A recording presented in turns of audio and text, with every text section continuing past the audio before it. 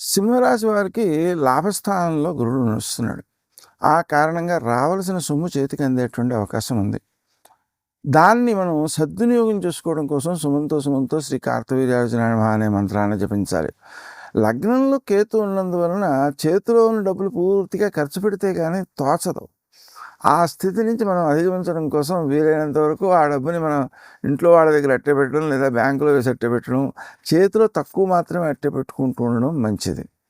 అలాగనే అతను సప్తమంలో ఉండేటువంటి రాహు యొక్క ప్రభావానికి కూడా కొంత కారణమవుతుంటాడు. అందువలన స్నేహ సంబంధాలని కాపాడుకోవడం విషయంలో ఎక్కువ జాగ్రత్తలు తీసుకోవాలి. ఈ సింహరాశి వాళ్ళకున్న ప్రత్యేకమైన ఇంకో అంశం ఏంటంటే, మనకు అష్టమ శని దోషం ఒకటి నడుస్తుంది. ఆ అష్టమ శని దోషం నడవడంతో పాటు వాడు ద్వితీయాన్ని చూస్తాడు. ఆ ద్వితీయాన్ని చూడడం వల్ల మనం మాట్లాడిందల్లా అపార్థం వచ్చేటువంటి అవకాశాలు ఎక్కువ ఉంటాయి. తక్కువగా మాట్లాడాలి.